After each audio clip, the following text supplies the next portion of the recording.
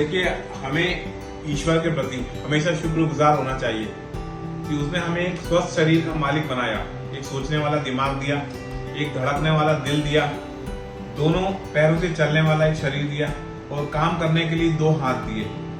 लेकिन कभी आपने सोचा है कि ईश्वर ने जिनको कंप्लीट नहीं बनाया, कुछ ना कुछ खामियां उनके शरीर में दी, जिसे हम दिव्यांग कहते हैं, उनकी जिंदगी कैसी होती होगी? वो क्या सोचते होंगे जीवन के बारे में?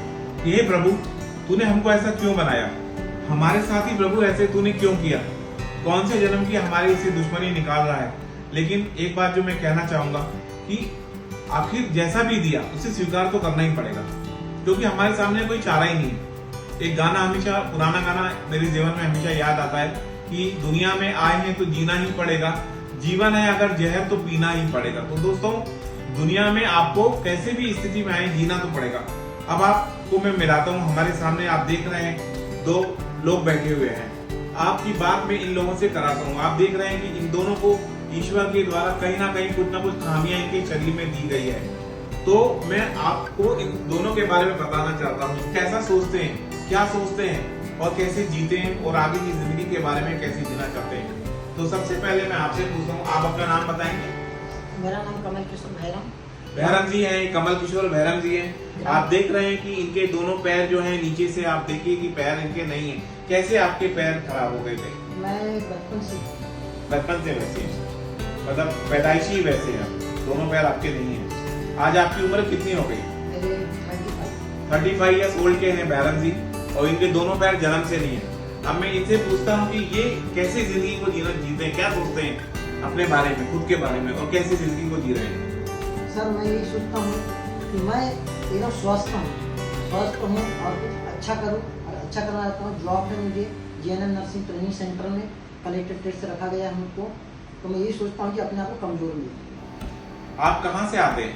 मैं ग्राम पडारटोला टीकाड़ी स्टेशन सावंगी के पास में, लालपुरा ब्लॉक। सावंगी से आते हैं? कहाँ से आते हैं? तो मुझे दिव्यांग ट्राइसिकल मिला बैटरी वाला गवर्नमेंट तरफ से, उससे मैं अप्रोच स्टेशन। तो दोस्तों सोचिए, सावंगी बालाघाट से बहुत दूर है। ये सावंगी तक एक अपनी जो ट्राइसिकल होती है उसमें बैठ के आते हैं, फिर ट्रेन पकड़ते हैं, ट्रेन में चढ़ते हैं और ट्रेन से बालाघाट आते हैं, और बालाघाट स्टेशन पे उतर के हम ये जो जिला चिकित्सालय में जहाँ ये काम कर रहे हैं ट्रेनिंग सेंटर में, वहाँ पे आके अपनी ड्यूटी ज्वाइन करते हैं। अब मैं आपके बारे में जानना चाहूँगा, आपका पूरा नाम बताएंगे? जी, मेरा नाम मीनाक्षी है। तो मुझे इंजेक्शन लगाया तो जो नीडल है मेरी फीमर हड्डी से टच हो गई, तो उसका इन्फेक्शन हो गया था। मतलब आपके पैर में हड्डी में इंजेक्शन चला गया था, ऑस्टियोमाइलाइटिस हो गया था, सेप्सिस बन गया था, उसके कारण आपके पैर को काटना पड़ा। तो आपका एक पैर छोटा हो गया? एक पैर छोटा हो गया। तो मैं ये बैसाखी है, तो बैसाखी द्वारा। आप कहाँ से आती है? सर, मैं थाना कटंगी ग्राम सिद्धपुर से आती हूँ, वहाँ से आप ट्रेन जी से। सर। दोस्तों ये भी आप देखिए कि आप भी जो है थाना कटंगी से ट्रेन से आती हैं, ट्रेन में आती हैं, ट्रेन में बैठती हैं, फिर ट्रेन में आके बालाघाट स्टेशन पे उतरती हैं और फिर वहाँ से अपनी ड्यूटी ज्वाइन करती हैं। आप क्या सोचती हैं, आप क्या मैसेज देना चाहेंगे उन लोगों को जो लोग दिव्यांग हैं और वो कैसे जीना चाहेंगे? सर, दिव्यांग हमारा नाम दिया गया, दिव्यांग नाम इसलिए दिया गया क्योंकि हमारा एक शरीर तो जो हमारे आगे बढ़ने का स्रोत है उसे दिव्य रखा गया है।